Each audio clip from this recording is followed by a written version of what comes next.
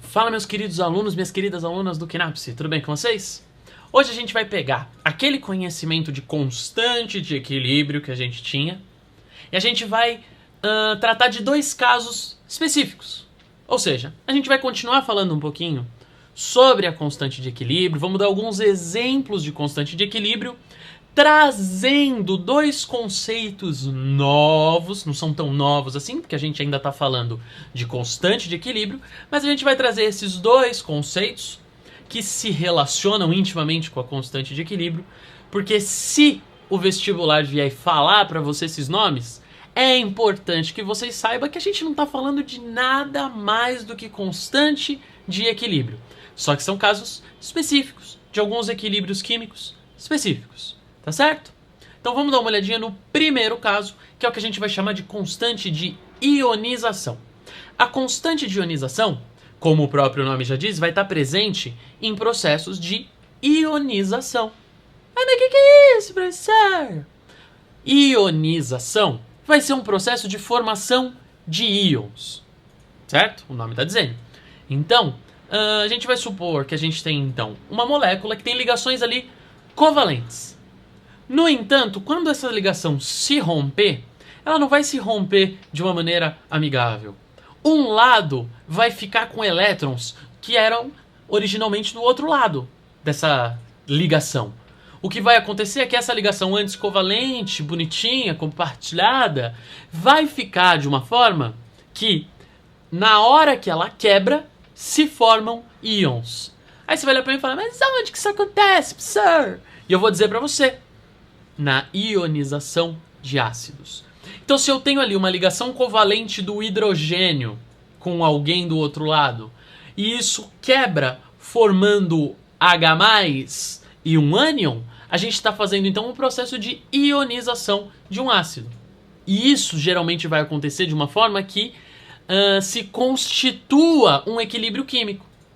Vai acontecer de uma forma que isso pode se romper, gerando H+, e o ânion, e o H+, e o ânion podem se juntar, formando de novo a forma molecular daquele ácido orgânico. Tá bom? Mas por que esse conceito, então, de analisar este equilíbrio vai ser importante? Isso vai ser fundamental na análise da força de alguns ácidos. E ácido forte ou fraco não tem nada a ver com corroeu o meu pé, é um ácido forte. Não tem nada a ver com isso. A capacidade de corrosão de um ácido não tem nada a ver com a sua força, tá bom? Então não confunda isso. Um ácido que é extremamente corrosivo em alguns meios, ele pode ser um ácido fraco. Tá certo?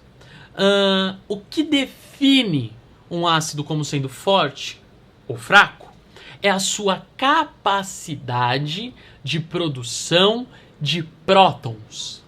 Capacidade de produção de íons H+. Então, se um ácido consegue produzir uma grande quantidade de íons H+, ele é um ácido forte. Se ele consegue produzir uma pequena quantidade de íons H+, ele é um ácido fraco. Só que eu disse para vocês que isso geralmente acontece num equilíbrio químico, lembra? Então, olha só. Eu tenho um ácido molecular, certo? Nos reagentes. Esse ácido molecular pode se ionizar produzindo H+ e ânion nos produtos. Ao mesmo tempo que esse H+ e o ânion podem se juntar, formando de novo a forma molecular. Então a gente tem um equilíbrio químico que nos produtos eu tenho H+, e nos reagentes eu não tenho. Se eu calculo essa constante de equilíbrio, quanto maior a quantidade de produtos em relação à quantidade de reagentes, ou seja, quanto maior a constante de equilíbrio, quanto maior a constante de ionização, mais forte vai ser esse ácido, porque ele produz mais H+. Tá certo? Quanto maior a constante de ionização, maior a quantidade de produtos. Quanto maior a constante de ionização, maior a quantidade de prótons. Quanto maior a constante de ionização, maior a força deste ácido. E eu coloquei no slide para vocês dois exemplos, o ácido fosfórico e o ácido acético. Dá uma olhadinha aí. Então olha só, temos o ácido fosfórico e o ácido acético. O ácido fosfórico, H3PO4, eu coloquei a primeira ionização. Lembra que na hora de calcular a constante de equilíbrio, a gente usou reações elementares, reações que aconteciam num único processo? Então, quando eu trabalho a ionização, eu vou trabalhar um H+ de cada vez, para que essa reação aconteça numa etapa elementar, numa reação de etapa única. Então, temos aqui ó, H3PO4, liberou H+, sobrou H2PO4-. Então, temos aqui um equilíbrio químico de ionização. Como é que eu calculo essa constante? Concentração dos produtos sobre concentração dos reagentes, tudo isso elevado aos seus coeficientes estequiométricos, que nesse caso é 1 para todo mundo. Experimentalmente, a gente fazendo isso, então, calculando as concentrações de H+, de H2PO4- e de H3PO4, a gente faz essa divisão e chega numa constante de equilíbrio 7,5 vezes 10⁻⁻3. O que isso quer dizer pra gente nesse caso, por enquanto? Nada. Mas o que vai acontecer é que eu vou comparar então o ácido fosfórico com o ácido acético. E aí sim a gente vai poder ver o que esse processo diz pra gente. Vamos dar uma olhadinha agora então no ácido acético. Coloquei aqui pra vocês então o ácido acético, que é o ácido etanóico, né? Olha lá, 2 carbonos, dupla OH. Isso vai então liberar pra gente, olha lá, H+ e CH3COO-, acetato.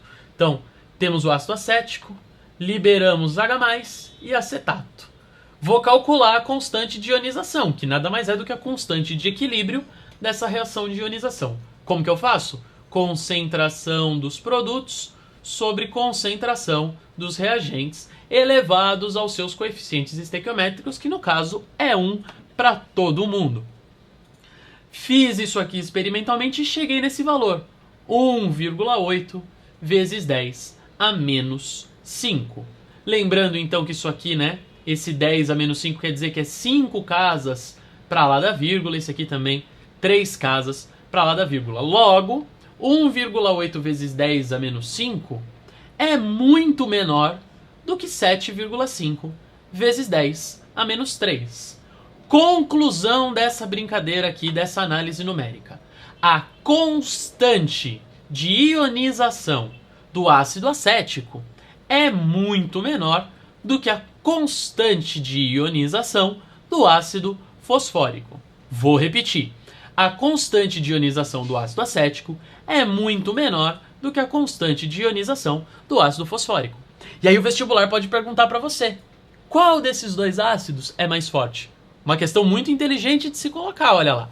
Coloco dois ácidos, suas constantes de ionização e pergunto, qual desses dois ácidos é mais forte? Você precisa saber o que é uma reação de ionização, você precisa saber o que é uma constante de ionização e você precisa saber como calcula essa constante de ionização. Olha que interessante. Sabemos aqui que a constante de ionização que a reação de ionização, é a reação que produz H+. Portanto, a constante de ionização é o equilíbrio, é o número que mostra pra gente como se comporta esse equilíbrio químico de produção de H+. E que uma constante de equilíbrio é dada pela concentração de produtos sobre a concentração de reagentes.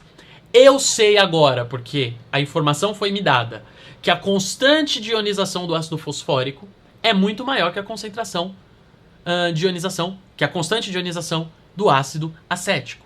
Logo, eu sei que essa razão produtos sobre reagentes para o ácido fosfórico é maior do que a relação produtos sobre reagentes para o ácido acético.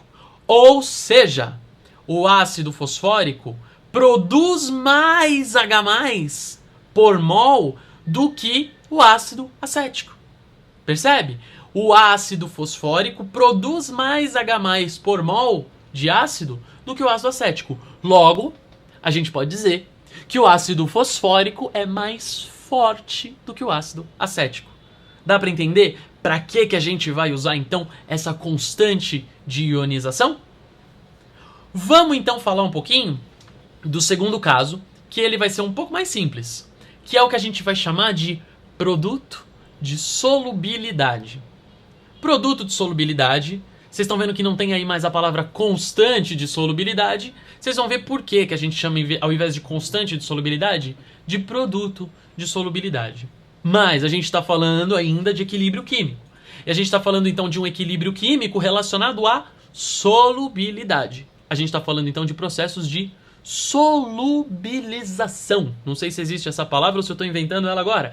Mas a gente vai dissolver um sólido em água.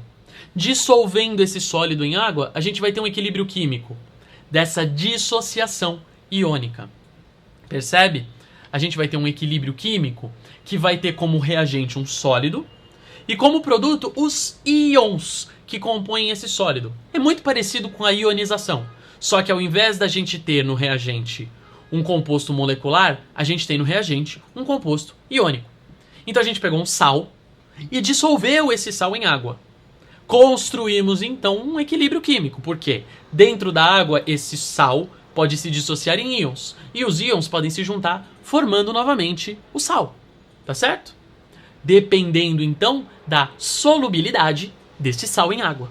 Se ele for muito solúvel, esse sal vai se separar muito em íons. Se ele for pouco solúvel, os íons vão se juntar muito, formando o sal. Então temos aí um equilíbrio químico e como exemplo de sal a gente sempre vai trabalhar, quase sempre o cloreto de sódio. Eu coloquei para vocês então a dissolução do cloreto de sódio, a dissociação do cloreto de sódio. Olha lá, temos aqui o cloreto de sódio sólido, coloquei isso em água, fiquei com Na+, aquoso, Cl- aquoso. Isso é um equilíbrio químico. Se é um equilíbrio químico, o que eu vou fazer? Vou calcular a constante de equilíbrio. E a constante de equilíbrio nunca muda. Concentração de produtos dividido pela concentração de reagentes, todo mundo elevado aos seus coeficientes estequiométricos. E mais uma vez, é 1 para todo mundo. Então fiz concentração de sódio, concentração de cloreto, dividido pela concentração de cloreto de sódio. Só que aqui a gente vai ter um caso muito particular. Eu consigo calcular, então, eu consigo medir essa concentração de sódio, consigo medir essa concentração de cloreto, e aí eu tenho aqui a concentração de um sólido. Aí eu olho para você e falo, como que a gente vai calcular a concentração de um sólido? Lembra que a concentração, ela vai dizer pra gente a quantidade disso que a gente está calculando a concentração dentro de um volume, né? Então eu tenho um volume, por exemplo, vou calcular a concentração de cloreto. Eu tenho um volume de água, e dentro desse volume de água eu tenho lá os íons cloreto. Dependendo da quantidade de íons cloreto que eu tenho nesse volume de água, eu tenho uma concentração diferente.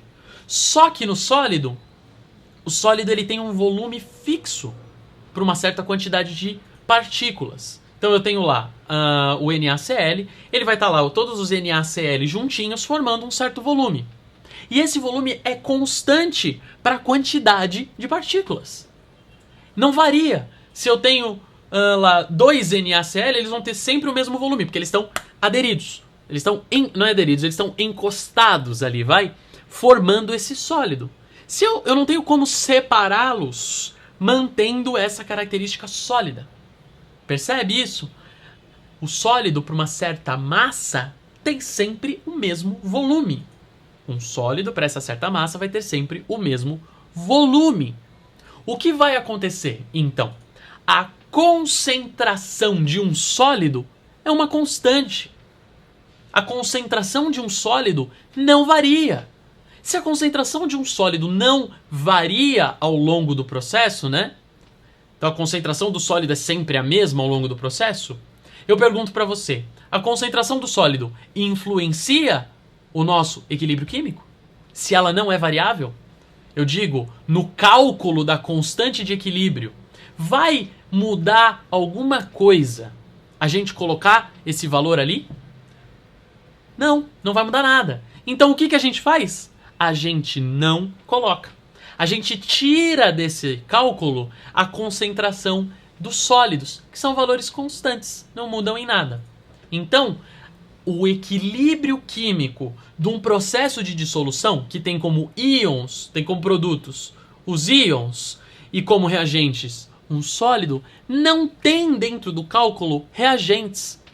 Basicamente, então, o produto de solubilidade vai ser formado pelo produto das concentrações dos íons elevados aos seus coeficientes estequiométricos. Dá uma olhadinha no slide aí para você entender melhor. Olha lá. O produto de solubilidade vai ser, então, simplesmente a concentração de sódio vezes a concentração de cloreto. Esse sólido aqui embaixo, a gente tirou fora. E aí, mais uma vez, quanto mais alto for o produto de solubilidade, quer dizer que mais altas são as concentrações dos íons em questão, dos íons envolvidos no processo.